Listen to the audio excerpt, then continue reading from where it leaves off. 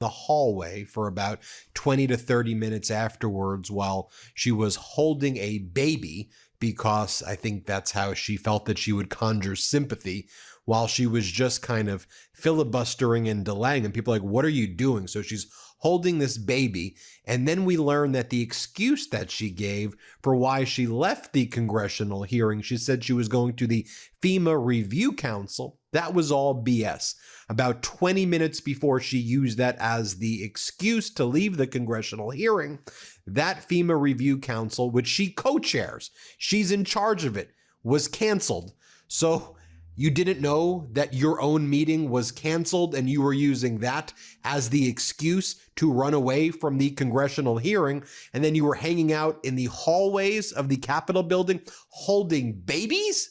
Are you kidding me? So let me just break this all down for you. So here she is in the hallway holding babies, almost like props, as people are like, what are you doing? Go back in there and answer questions for the people. People were pissed at what she did. Here, watch what goes down in the hallway. Here, play this clip.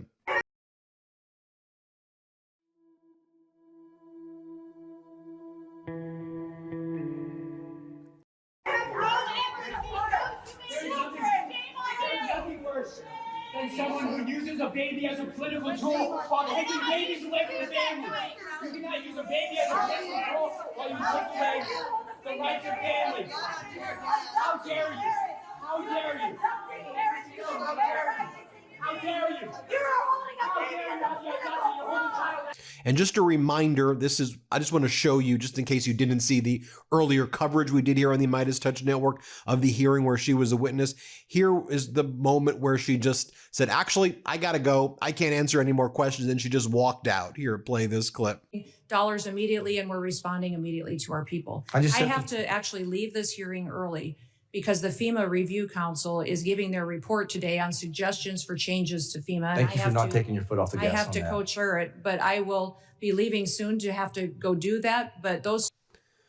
Yeah, so she blamed the fact that she had to leave on a FEMA Review Council meeting, but that was postponed. Again, 20 minutes, 30 minutes before she said she had to leave. Now, lots of people flew from municipalities across the country to go to that FEMA Review Council. Now, if you're like, well, what's the FEMA Review Council? It's a 12-member council of Trump regime stooges mostly, and they are coming up with plans to overhaul FEMA. As Donald Trump wanted to get rid of FEMA and transfer all emergency management responses back to the states and municipalities who aren't able to handle it. Like, they don't have the capabilities. But he said, let's have the states deal with their own emergency management and remove it from the feds, who have been in charge of it for decades and decades and decades at this point.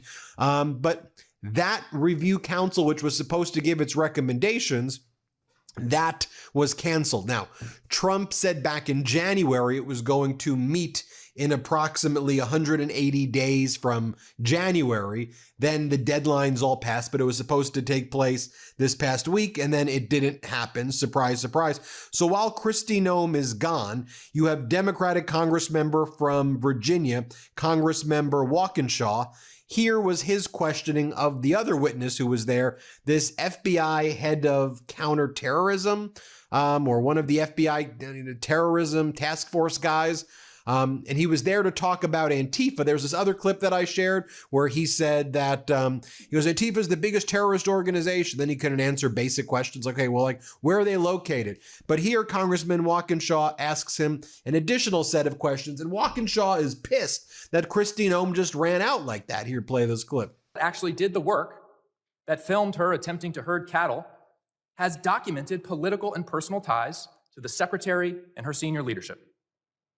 Fourth, her directive requiring personal approval of all contracts over $100,000 concentrated power in the hands of the very people tied to the firm that secretly received the work, her and Mr. Lewandowski. At the exact time this contract was executed, DHS was diverting investigators and resources away from child exploitation, away from child trafficking, away from illegal gun smuggling, yet somehow she found nearly $250 million to promote herself, and the money flowed to her political allies. A federal contracting law expert quoted in ProPublica summarized it plainly. It's corrupt is the word.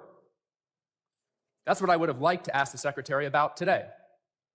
I would have asked if she personally approved the money that flowed to her political and personal allies. I would have asked if whether when she was governor of South Dakota in 2023 and the same firm got $8.5 million of taxpayer money, whether she steered the money to them. Because an official in her administration said she did. That's what I would have asked her. But she had to leave early. Mr. Glasheen, are you familiar with the Proud Boys? I'm familiar with the name, yeah, Proud Boys. Okay, does the FBI still designate the Proud Boys as an extremist organization? They did in 2018 in President Trump's first term. In the furniture business, things move fast. ZipRecruiter helps us hire qualified candidates who can keep up. We needed a project manager. We are in the process right now of changing our categories for domestic terrorists.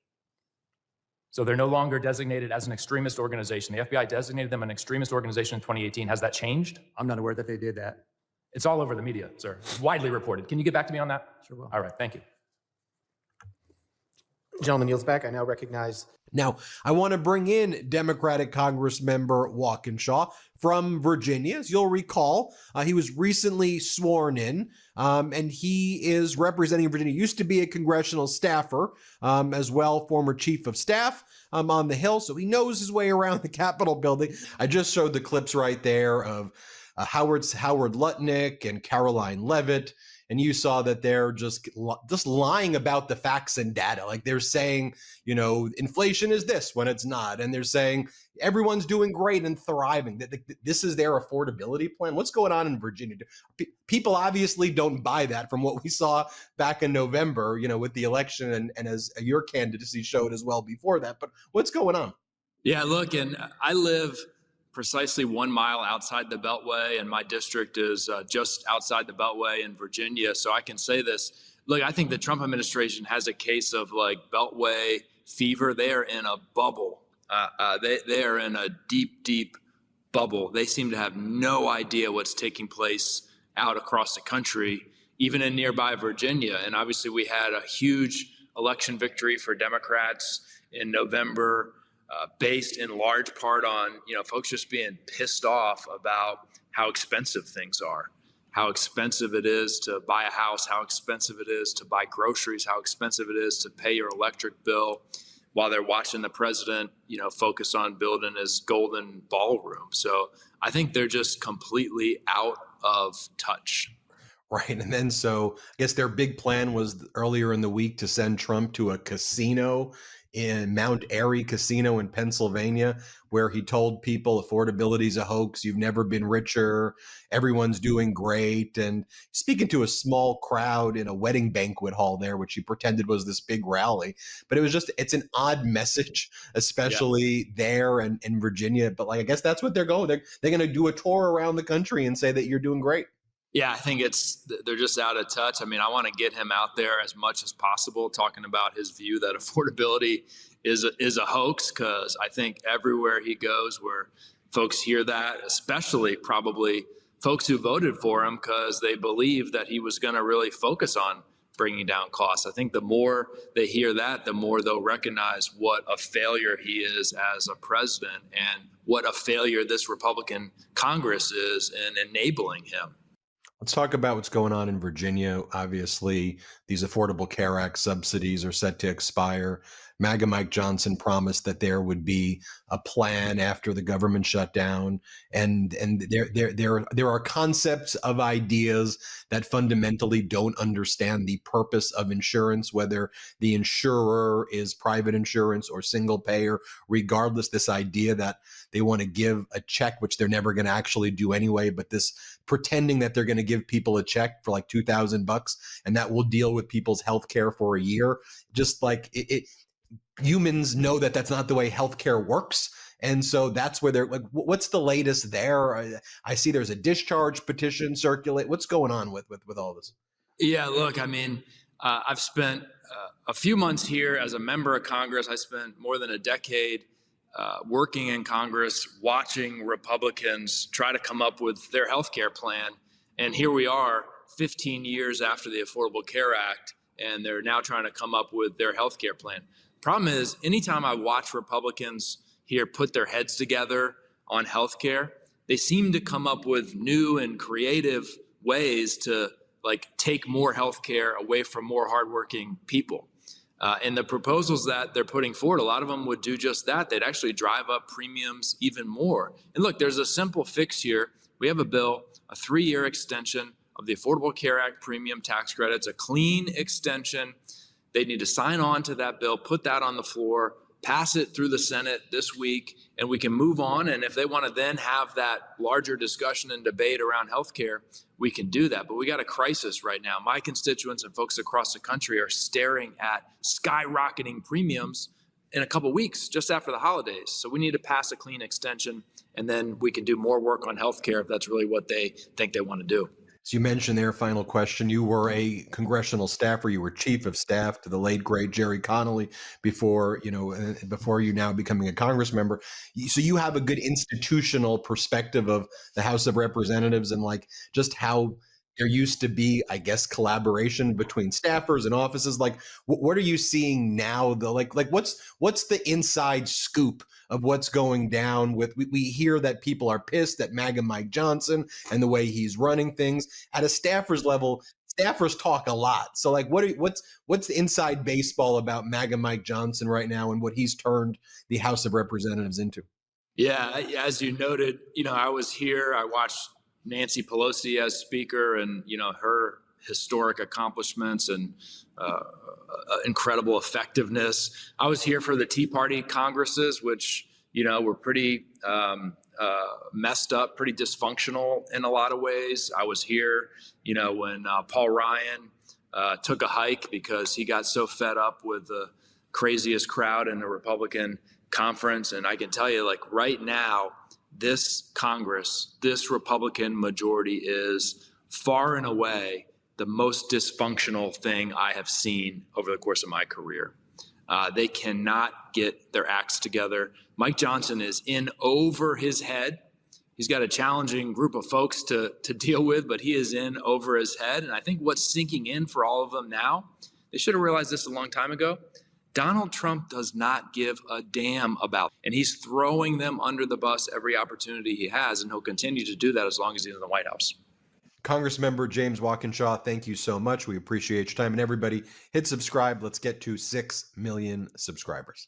Want to stay plugged in? Become a subscriber to our Substack at Midas. For him, new leaked files show that, quote, the U.S. wants to persuade 4 nations into leaving the European Union. NATO was strengthened throughout the past 4 years by the Biden presidency. Biden brought a NATO coalition together. Also, Putin brought the NATO coalition together by proxy because he invaded Ukraine and is looming over Eastern Europe, plotting more invasions. So the NATO coalition has been brought together. The European Union has coalesced into something stronger than it was a decade ago. And now the United States is again trying to do Vladimir Putin's bidding for him. On a really broad level, we've seen Donald Trump, Elon Musk, J.D. Vance, Peter Thiel, a lot of far-right forces try to create this far-right renaissance throughout the United States and Europe. In Europe, it's worked really well. And in the United States, it's worked even better. But we see far-right candidates being elected in multiple European countries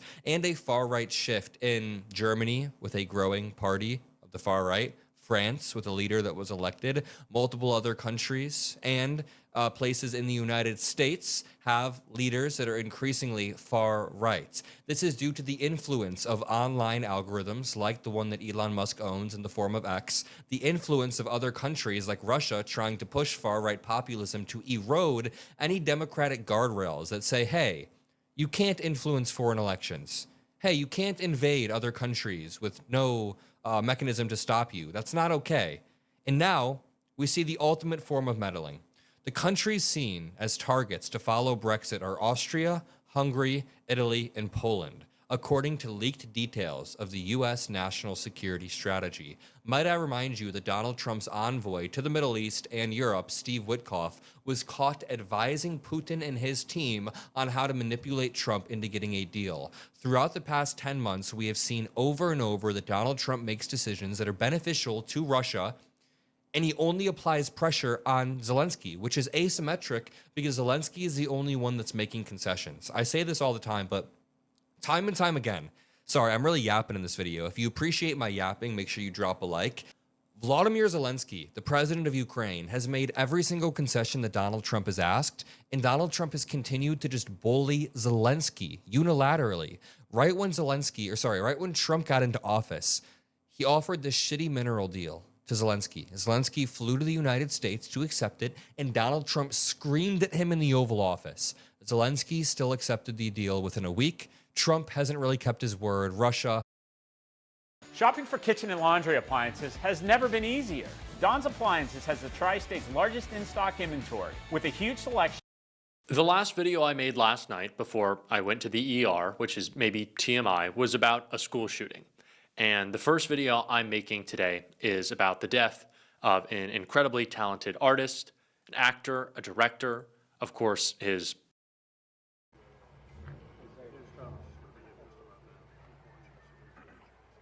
Hey, Chief Hamilton, are you joined by anybody else on this? Just me. We'll give you a statement in a second, okay? Thank you. Thank you. Just remain patient with us. Okay, is everybody set? Go ahead, Alan, do it. Okay.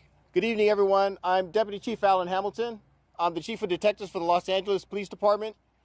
I'm going to give a brief statement, and then we're going to address any questions that we can.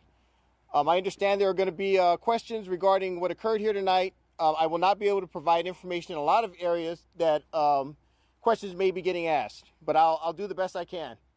So at approximately 3:40 this afternoon, Los Angeles police officers, along with the Los Angeles City Fire Department, responded to the 200 block of Chadbourne Avenue here in the city of Brentwood. Upon arrival, they determined that there were 2 deceased individuals inside of the residence. The Los Angeles Police Department is now conducting an investigation at this residence here on Chadbourne, and that investigation will continue over the coming days. We will not be releasing any information regarding who was found deceased in the residence because that will be done by the Los Angeles County Coroner's Office. So if there are any inquiries regarding the identity of the individuals that are deceased inside of the residence, that information will come from the LA County Coroner's Office. The current death investigation that is being conducted by the Los Angeles Police Department is going to be handled by the Homicide Special Section of Robbery Homicide Division of the Los Angeles Police Department. That investigation will move forward through the night, and tomorrow morning we will probably have additional information regarding what occurred here on Chadbourne and our investigation moving forward. We will not be releasing any further information regarding the investigation that is occurring here in Brentwood tonight.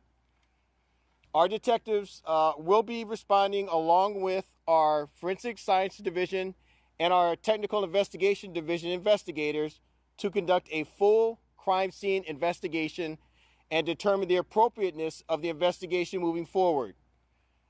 At this time, the Los Angeles Police Department is not seeking anyone as a suspect or as a person of interest or in any other manner, and we will not be doing that until we conduct our investigation and we move forward. That's all I have right now at this early preliminary stage of this investigation. If you have questions that I can answer, I will answer them. I would just ask you, please, if we do not have the ability to answer the questions, that you remain patient over the coming hours and over the coming days. Starting tomorrow morning, we will be responding and providing additional information as it becomes publicly available. We're being told that a family... Who actually made the call that brought fire department and police officers here? Has that person known?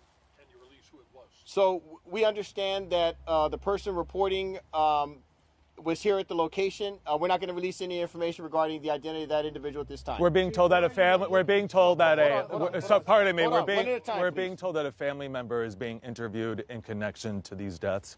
Can you confirm that? And is that family member being cooperative? There are going to be many family members interviewed. I'm not going to confirm whether someone's being interviewed at this time or not. We're going to try and speak to every family member that we can to get to the facts of this investigation. Chief, why are you not looking for a suspect? I'm sorry. Chief, why are you not exactly looking for a suspect? Are you confident you know who did this? We have not identified a suspect at this time. Well, then shouldn't you be looking for one so these neighbors aren't worried about their own lives and their own safety? Yeah, so at this time, after we determine, so I need everyone to understand something. In order to to comply with the legal process, before we do anything here, we have to get a search warrant because there are issues regarding standing at this residence. So as long as those legal requirements are met, we can continue the investigation. Now, when I tell you that we have not identified a suspect, it doesn't mean that we're not working the case. We will not identify a suspect until that person is identified as a suspect, and we're legally seeking them if there is a crime to be reported and if that person is a suspect in that crime. Did that hold on. Did that answer your question, sir? No. Okay, go ahead. Has anyone been detained yet for questioning? Are you questioning people now that could be possible suspects and or a person or persons of interest? Specifically to your first question, no one has been detained. Specifically to your second question, no one is being interviewed. What were the injuries? What were the injuries? We're being told that this was a stabbing. Yeah, so we're not going to comment on the injuries at this time. That information will be coming forward in the coming days as it's publicly releasable. If it is part of the investigation and it is not publicly releasable, we will not be releasing it. Deputy Chief, are your detectives inside the Hold on. One at a time. Whoa. Hold on, one at a time. This gentleman is next. Are your detectives inside the home right now? Are they getting access to the home right now as we speak? We're waiting for the legal process to move forward. We have to obtain a search warrant for the residence. As soon as that is complied with, we will be conducting a full crime scene investigation on the interior and the exterior of the residence and the surrounding neighborhood. Just to follow up, Deputy Chief, is there somebody from the family not allowing detectives inside the home right now? That's inconsequential. We have to comply with the legal process. It doesn't matter whether the family allows us in or not. Detective, what are the... Hold on, ma'am. Have the family members been notified? The victim's family members been notified?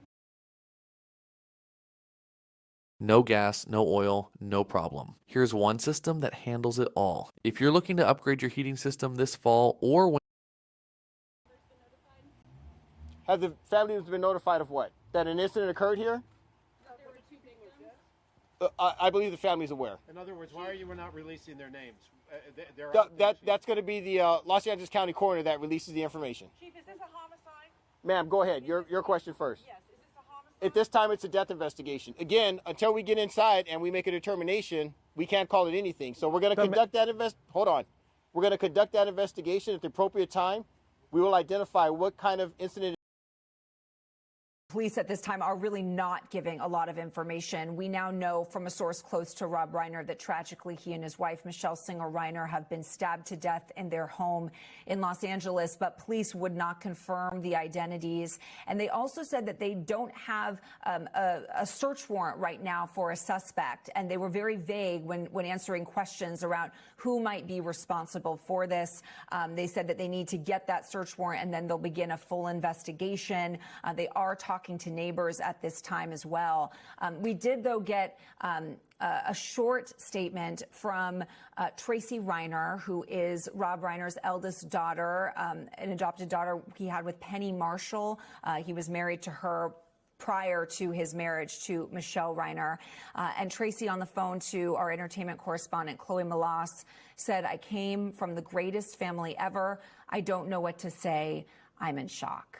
And I think that's going to be the sentiment around the world tonight, Jessica. Liz, during that press conference, did police say who found the couple or perhaps who made that 911 call? They did not say that at this time. I think that's going to be a huge question that people want to know is who found these Rob Reiner and his wife in their home. We know this happened around 3:30 this afternoon. It's Hanukkah, so the family may have been celebrating or beginning a celebration around the holiday. Rob Reiner is Jewish. We don't know who made that call, but whatever that call, whatever was said on that call prompted the homicide investigative team to arrive on the scene, and there remains and continues to be a very large police presence there tonight. You know, this death of this couple not only sends shockwaves through LA, through Hollywood, but really through the country, because it wasn't just his impact on Hollywood, right? It wasn't just the movies. It wasn't just the TV and film. He was an incredible activist, political activist as well, very passionate about the LGBTQ movement, very passionate about equal rights. And I'm curious if you can tell us more about the conversation that I know you had with him in September, where I know he really made a mark on you. Yeah, I've always been a huge fan, like so many of us, of Rob Reiner and his films. I mean, When Harry Met Sally, it's like a film everybody watches every year around New Year's. And I think he's just been a part of the cultural fabric of our country. And so it's tragic, this news tonight. And I had the extraordinary honor of being able to interview him just 2 months ago as he's been promoting his newest film. This is Spinal Tap 2. It is the sequel of his famous mockumentary from the 1980s. This is Spinal Tap.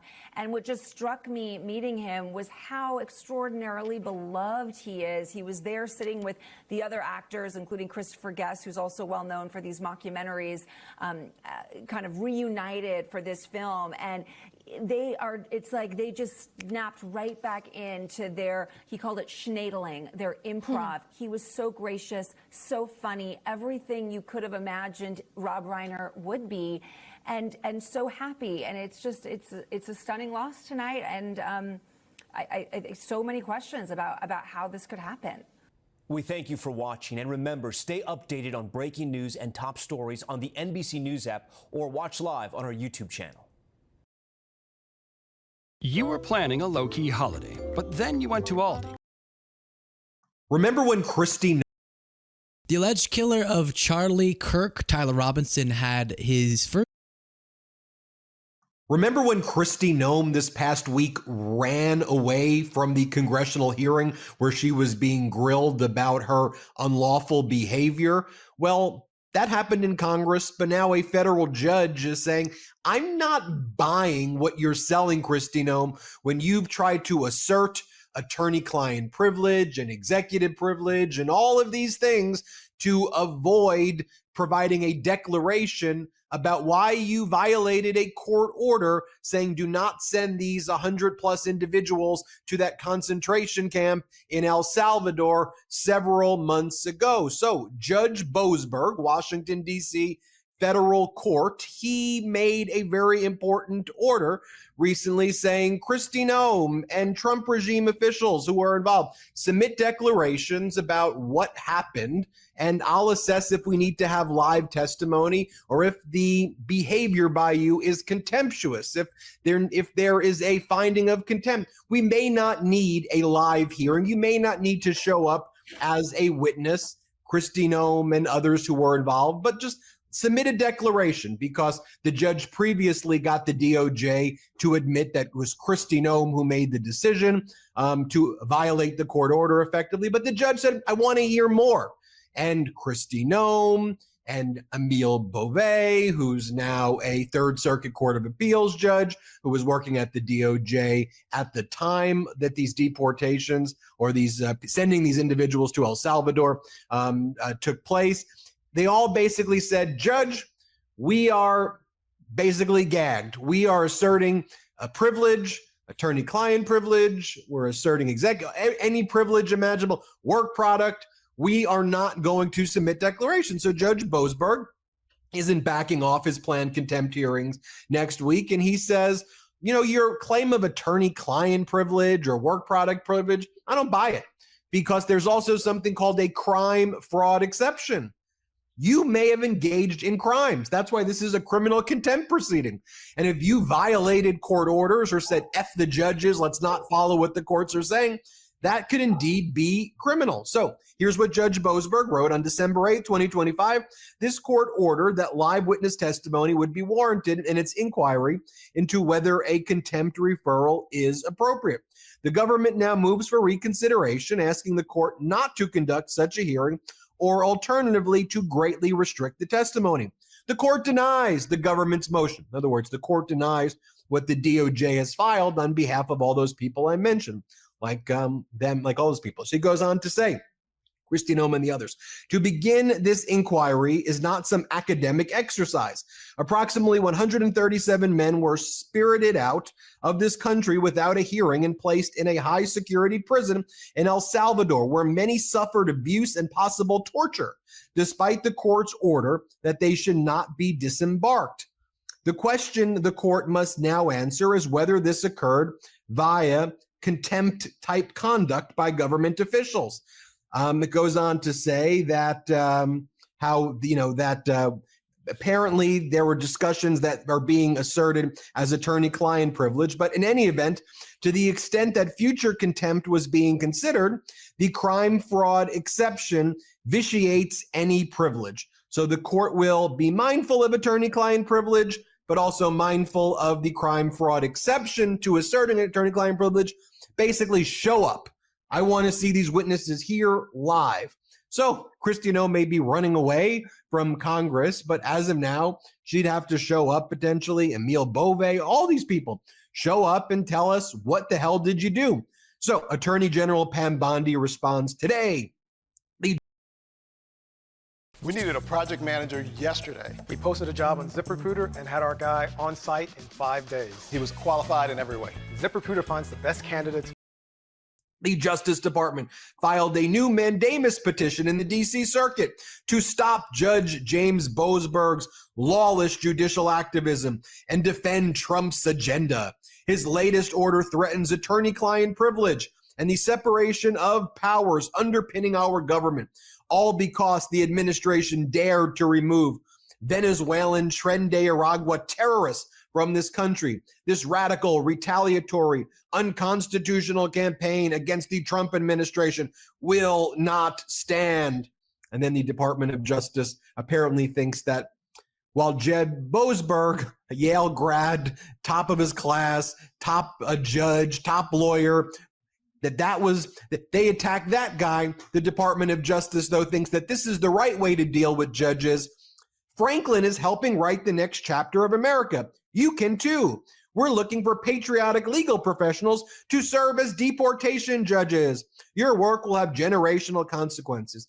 Franklin becomes a deportation judge. So on the one hand, you have in Judge Boasberg, he sat as the top chair of like the FISA court. He's like the chief judge in DC. The guy's viewed as like a moderate top jurist in America. But on the other hand, what they're looking for is Franklin becomes a deportation judge, which, by the way, is theft of the intellectual property of Franklin, a Canadian cartoon character. And this is what our Justice Department is spending their time doing right now. I want to bring in Harry Littman from the Talking Feds YouTube channel and the Talking Feds podcast. So here we are, Harry. In the same day, the Department of Justice is attacking Judge Boasberg for the audacity of wanting to hold a hearing about why his orders were violated, and that the DOJ is asserting attorney-client privilege. Their view of a judge is someone who responds to a Franklin theft of IP, and that's who they want judges to be. You can't make this stuff up. All right. No, you need those wigs to be a real judge. Look, several things going on here. The first, Pam Bondi trying to get they're back now on the claim that Abrego Garcia and others are real terrorists here. That is not the point. The Supreme Court has made it clear you can't send people out without some notice and opportunity to be here. That's a basic foundation of constitutional law that she's simply ignoring here. That's point one. Point two, all this privilege assertion, which was absolutely to be expected. It's the most, their submission, completely threadbare, just says privilege. That's not how it works, as you well know from your practicing days and now. You want to assert lawyer-client privilege? Okay, we need a log. We need to know what conversation. How is it for legal consultation and the rest? That's even before you think about, is it vitiated because of the crime fraud exception, which would really, really, hand it to them. Same thing with executive privilege, which is a limited privilege. And we're talking about a crime here, and this maybe being the only evidence of it. Third, Boasberg, we've talked about this several times, and it would have been easy for him to drop this way back when. They've used every excuse in the book, including state secrets, including, it's all up to Bukele in El Salvador, including, just let it go, Judge. He's not doing it, and not out of vanity. He represents the D.C. District Bench, and all of them were completely mistreated and exploited by the Trump administration. They spend 3 years doing all these cases with marauders in front of them. There's not a single acquittal among them. And then Trump comes in and just lets it go. Fourth and most important, Ben, I think, they have filed this mandamus action. That's all they have left, really. And that's a very, very hard, if they get a fantastic Trump panel and that panel is willing to totally reach, but mandamus is not a remedy. You just go forward with the hearing. Then if you have a problem, you take it from there. But who's the star witness on Monday? Erez Ruveni. He is the lawyer who was in the room with Beauvais and others, and then he was fired for the great sin of answering candidly to the court when they said, was Abrego Garcia in fact fired, even though there was an order not to send him? Yes, that's his duty of candor. Bondi fires him for not being loyal to Donald Trump, and he's become a whistleblower, and he's got the receipts big time about Beauvais and others. So if they try to just, not show up, and he has Ruveni, and there's someone else who's now the guy who was actually there on March 15th when Boasberg says, "What's going on? What are your clients saying?" He was like, "I don't know." Boasberg will have more than enough for a finding of contempt. And if they don't try to resist, especially unlawfully, having Noam testify, maybe even Beauvais, though my best guess is Boasberg shies away from that. But others within justice, he can go ahead and absolutely legitimately enter contempt based on what he has, maybe even with an adverse inference from the people who don't testify. So it really is somewhat self-defeating. If they don't want to make their defense, the people who are out there will make the showing of criminal contempt. And I think Ruveni is going to be an absolutely explosive witness. Build a website you love with Wix. For your words, create your brand.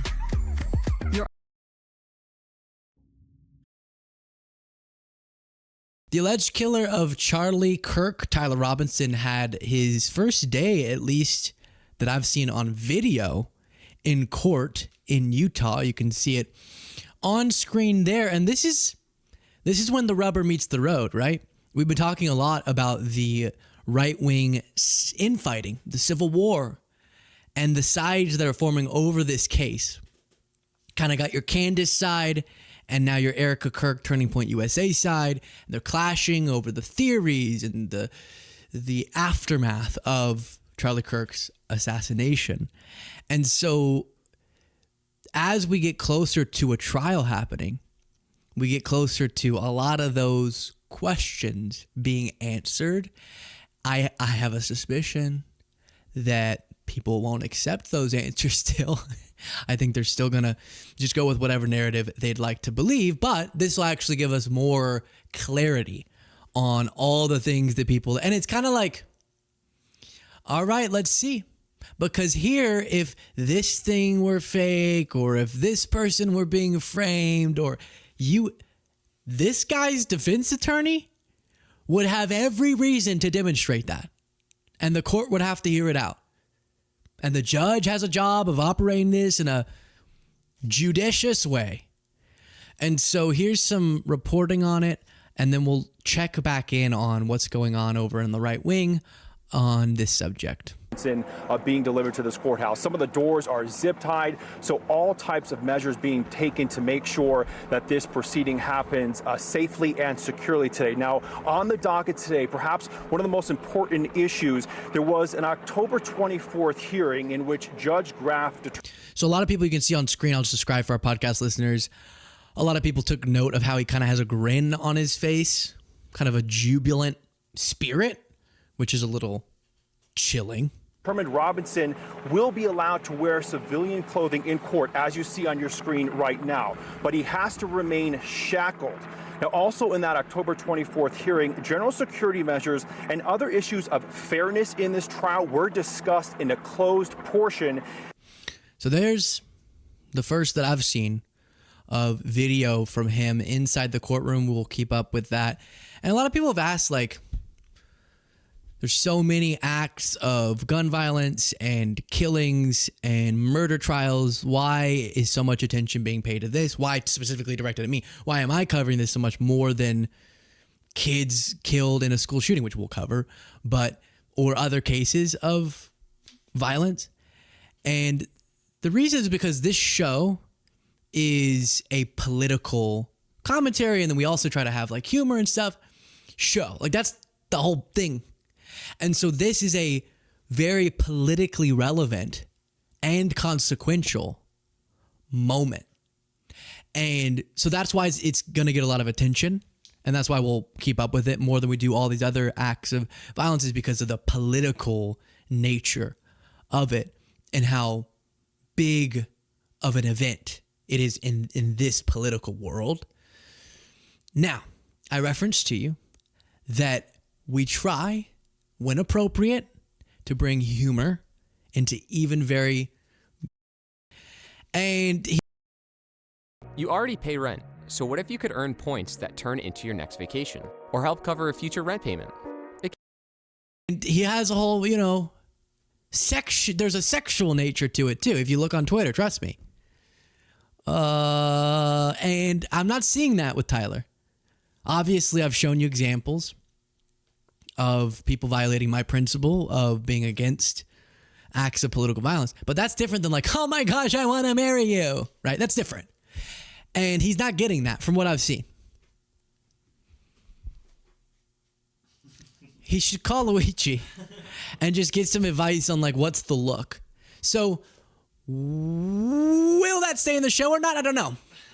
If you're seeing it now, it did. I'm trying to figure out, is there any place that we could go, ha with something so tense is going, he doesn't have it. He doesn't have the charisma that would cause people to be like, oh, I want to have sex with a killer. Alleged killer. Also alleged killer. Alleged. But, he thought he was getting his Luigi moment. Now, to give you a little bit more relief in these difficult times, a year ago yesterday, right? I was initially covering the Luigi Mangione case. And while I show you this, if you appreciate this show, by the way, anytime I denounce political violence, people unsubscribe. So click the subscribe button if you want to counteract that. The way we proceed with change is through peaceful means. But please do click the subscribe button. It makes. All right, we've got to talk about the new photos we got from the House Oversight Committee. And one thing people aren't talking about is that this is just the tip of the iceberg. The House Oversight Committee says that there are more photos being released, and they are going to be significantly more damning than what we have already seen, which is really saying something, because the new photos we got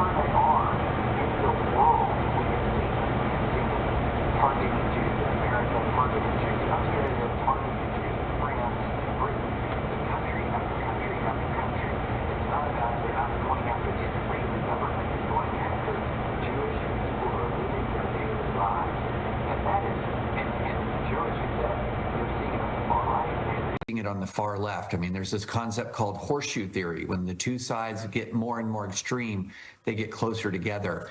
And I'm telling you, it is the responsibility of the big American middle, that great global center, to stand up, to assert itself, and to say this is absolute evil. Yeah. Let's go live to Bondi Beach in Sydney, where Sky News correspondent Nicole Johnston is standing by with the latest. Nicole, what more can you tell us? Well, it's been a very solemn day here at Bondi Beach, as you can imagine. You can see some of the crowd behind me all day. Hundreds of people have been coming to the pavilion at Bondi. They've been bringing flowers, paying their respects, and trying to comfort each other in a time of great national shock. This is the last thing that anybody would ever expect to happen in Australia, a country that is normally quite cohesive and peaceful. Obviously, today, most of the focus has been on the police investigation on the 50-year-old man and his 24-year-old son.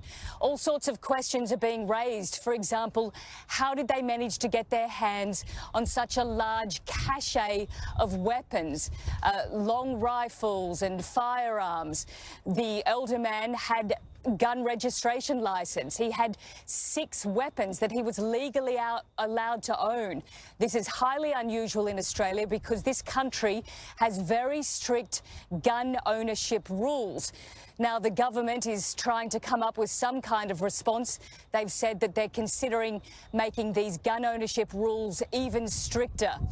At the same time, we're getting increasing rhetoric about this concern of rising anti-Semitism in the country. Ever since the war started between Israel and Hamas, there have been attacks on Jewish sites in Australia, on synagogues, on an Israeli restaurant here, and on a Jewish school. So there is concern about that. But the various Muslim, Christian and Jewish communities in Australia are trying to come together. There have been interfaith meetings. There'll be more held this week. And they're saying to people that they need to stay united and not allow this attack to divide the country even further. And that's why we are seeing people come down here to try and support one another. But actually, just in the last hour, we had the country's Home Affairs Minister down here. And as he was leaving, there was a lot of abuse hurled at him, people criticising him on issues of immigration. So just as we see in Europe and the United States, there is division within Australia as well. Sky News correspondent Nicole Johnston, live from Sydney, Australia. Thank you very much for your reporting this morning. And David Rhode, I wanted to go back to this video of this man who authorities in Australia are calling a hero for disarming one of the gunmen. It's a pretty incredible scene where he is able to grab this huge long gun and yank it away from him, possibly saving a lot more lives. Do you have some more to say about what we don't see in that video? Yes, and I just want to say the level of anti-Semitism just worldwide is astonishing and unacceptable. So this one man, Ahmed al-Ahmed, as we can see, he rushes towards, it's the younger son, wrestles the gun away from him, as you're seeing right now on your screen. He has a chance to shoot him, but he doesn't. And he actually puts the gun down. After that, he might have feared that the law enforcement would think he was a gunman. And the son then goes over to the father, picks up another weapon, and shoots Ahmed al-Ahmed, the hero here. He wounds him in the shoulder and the leg.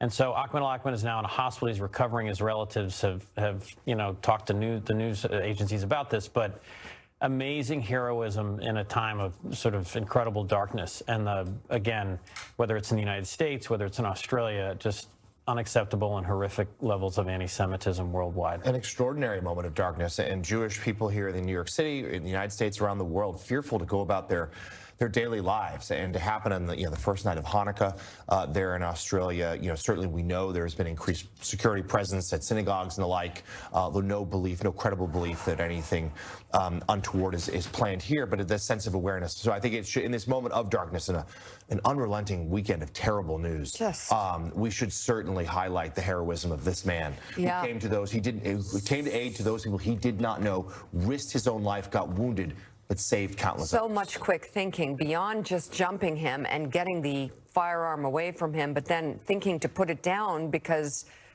he'll be considered the gunman and then ending up getting shot. And then this weekend began with 3 Americans dying in Syria in an ISIS attack. 2 service members and a U.S. citizen who was a translator. So huge sacrifice in so many places. We're still going to get to that. MS Now senior national security reporter David Rhode, thank you very much for coming on this morning. And still ahead this morning, President Trump is vowing to retaliate after 2 U.S. service members and an American civilian were killed in an ISIS ambush in place to do our job. Prime Minister Anthony Albanese convened a meeting of the country's National Security Council and condemned the shootings. This is a targeted attack on Jewish Australians. The aftermath of an attack on a Jewish Hanukkah holiday event at Sydney's Bondi Beach on Sunday, in which gunmen killed at least 11 people and wounded almost 30. Witnesses said the shooting lasted about 10 minutes and sent hundreds of people running for their lives. So I sort of opened the blind to see what was going on, and I just saw an older lady get shot, and she was on the floor. Saw an older guy get shot, very badly injured on the left-hand side, and I just saw a bunch of people screaming, run towards me. I didn't know what was going on. I seen like a kid, like she was like maybe 8 years old. She got injured in the leg, and she was crying, and she was on the ground. So she was behind her mom. Her mom was on the ground as well. It's kind of like I don't know, fish in a barrel. Like the guy had I think of what I've been told, he had an automatic rifle, big gun, standing on the bridge, and just target practice. Drone video verified by Reuters appears to show at least one of the suspects on a bridge overlooking the scene, firing his weapon repeatedly before falling to the ground. Australian police described it as a terrorist attack, adding one suspect was dead and another was in a critical condition.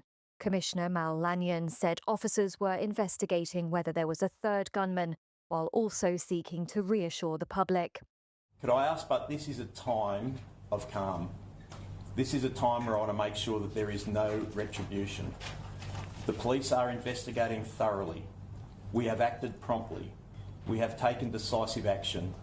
Could I just ask for calm in the community? Allow the police. Anti-Semitism is a cancer. It spreads when leaders stay silent and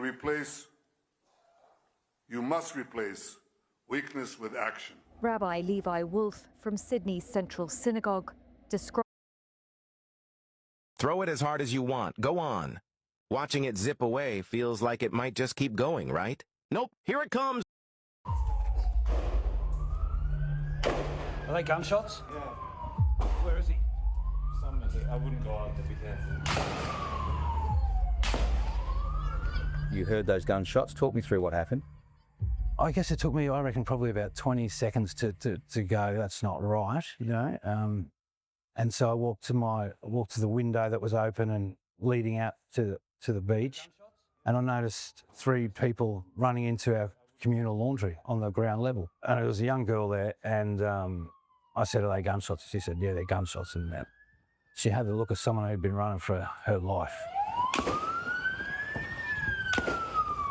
I was able to establish that the shots were coming from a distance, and so then I followed my way up across Campbell Parade and followed my way up. There was a couple of police cars and a couple of officers who were pinned essentially. They were tucked down, guns drawn obviously, and. This video contains images that may disturb some viewers. A father and son tearing families apart. Naveed and Sajid Akram have been identified as the 2 alleged gunmen at Bondi Beach. 50-year-old Sajid was killed in an exchange of fire with police. The younger man was hospitalised with gunshot wounds and now expected to live to face justice. We do have a 24-year-old male in hospital at the moment, based on his medical condition, it is likely that that person may face criminal charges. Police raided their home at Bonnie Rig and an Airbnb they were staying at in Campsie. They never say hello or anything. They just normal. We thought they are normal people. Sajid Akram had a licence for 6 firearms, some of which were used at Bondi. The firearms licence was to be for a recreational hunting licence. He was a member of a gun club and was entitled, by nature of the Firearms Act, to have a firearms licence issued. Naveed Akram was investigated by ASIO 6 years ago over what sources say were his close ties to a Sydney-based Islamic State terrorism cell. The ABC understands investigators believe he'd pledged allegiance to the terrorist group, and officers found 2 IS flags in their car at Bondi Beach. The spy agency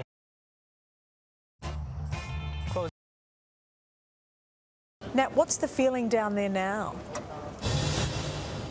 Well, the streets are quiet. Lots of people are standing in the streets, basically taking time to reflect. But That must have been horrific. yeah, it was bad. Stomped on his head. I got a pretty good dog shot on his head as well, but I feel like it was pretty well deserved considering the circumstances. You stomped on the shooter's head? Yeah, barefoot. Did you? Yeah. So the young guy, the 24-year-old? Yeah, the guy from Bondi Beach. Yeah, really? Yeah. I can't imagine what it would have been like. You are approaching. Good morning. Welcome to a special edition of Sunrise, live from Bondi Beach. Act of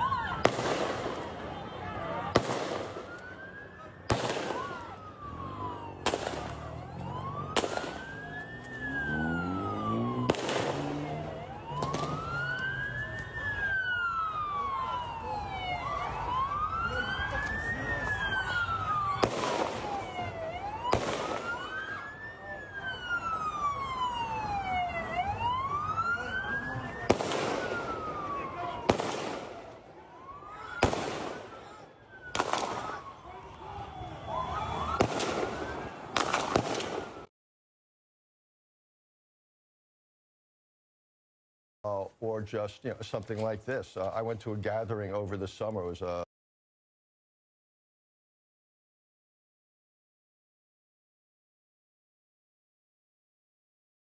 was a group celebrating Jewish food and culture, and you had quite a big security presence there. And I think it was on Governor's Island here in New York City. It's just, I don't think you can do these things now, whether it's left-wing kind of because of Israel or Gaza, or right-wing.